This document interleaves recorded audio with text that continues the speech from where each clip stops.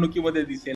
भाजप म्हणजे आप जरी 50% पुढे असेल तरी 38% हा भाजपचा सर मी थोडंसं थांबवतो तुम्हाला, कारण एक नवी अपडेट येते। अरविंद केजरीवाल आता आघाडीवर आलेले आहेत। जे अरविंद केजरीवाल अगदी सुरुवातीपासूनच पिछाडीवरती गेलेले होते। नवी दिल्ली विधानसभा मतदारसंघातून ते अरविंद केजरीवाल आघाडीवरती आलेले आहेत। निश्चितपणे आम आदमी पक्षासाठी हा एक दिलासा म्हणावा लागेल, कारण त्यांचे प्रमुख चेहरे आतिशी विद्यमान मुख्यमंत्री, त्याचबरोबर मुख्यमंत्री असलेल्या मनीष सिसोदिया सुद्धा पिछाडीवरती होते आणि अरविंद केजरीवाल सुद्धा पिछाडीवरती होते। पण आता अरविंद केजरीवाल केवळ 276 मतांनी आघाडीवरती आहेत। याचा अर्थ स्पष्ट आहे, अरविंद केजरीवाल यांच्यासाठी ही निवडणूक अतिशय कठीण बनलेली होती। अटीतटीची ही लढत आहे।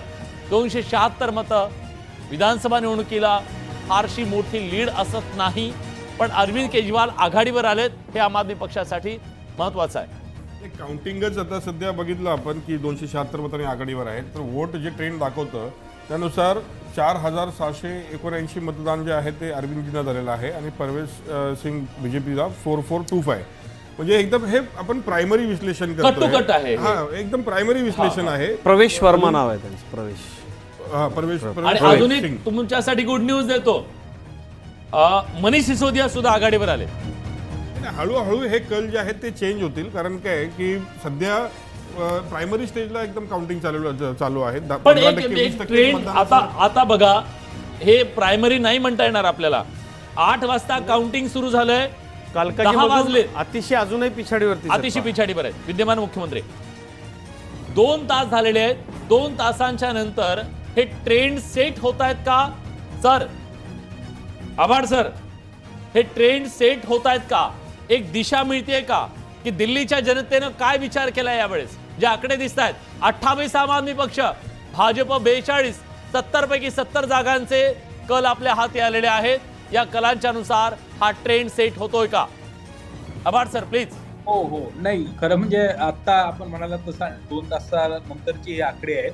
आणखी किमान 2-1 तास तरी लागतील हे सगळं आपल्याला कळायला। परंतु ही गोष्ट खरी आहे की भाजपा ही एक्झिट पोलवरती आघाडीवर दिसतीये, आत्ताही दिसतीये। आणि भाजपचा एकूण दिल्लीमधला जो राजकीय वावर आहे तो पाहिला तर तो खूप कॉन्फिडंट आहे। तर या सगळ्यावरनं कुठेतरी भाजप आघाडीवर आहे हे आपल्याला काही अगदीच नाकारण्यासारखं स्थिती नाही। परंतु ही गोष्ट खरी आहे की आपला मागच्या 5 वर्षामध्ये ज्या पद्धतीनं यापूर्वीच्या एका प्रवक्त्यानं उल्लेख केला की सरकारी यंत्रणेचा वापर असेल किंवा त्यांना म्हणजे एकूण उपराज्यपालांचं जे माध्यम आहे ते निवडून आलेल्या सरकारला नियंत्रित करण्यासाठी कसं वापरलं जाऊ शकतं हे मागच्या 5 वर्षात आपण सगळ्यांनी पाहिलेलं आहे। त्याची स्वतंत्र वेगळी चर्चा होईल, परंतु आपण म्हणाला तसं हा ट्रेंड सेट होतोय का, तर तो होतोय असं दिसतंय। बरं, खरं तर या सगळ्यामध्ये मला तुम्हाला विचारायचं संदीपजी की आम आदमी पक्षाच्या मध्ये एक बाधा ठरणारा होता। सर्व फुकट देऊन राज्य चालवण्याचा जो प्रयत्न त्यांनी केला, तो प्रयत्न आम्हाला विकास आणि प्रगतीमध्ये निश्चितच आडकाठी टाकणारा आहे।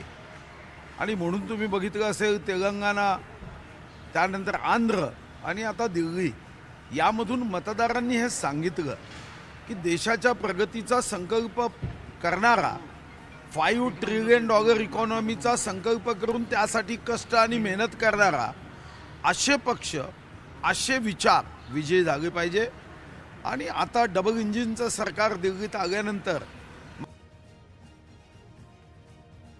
सुधीर मुनगंटीवार होते भाजपचे नेते, भाजपचे आमदार, जे सांग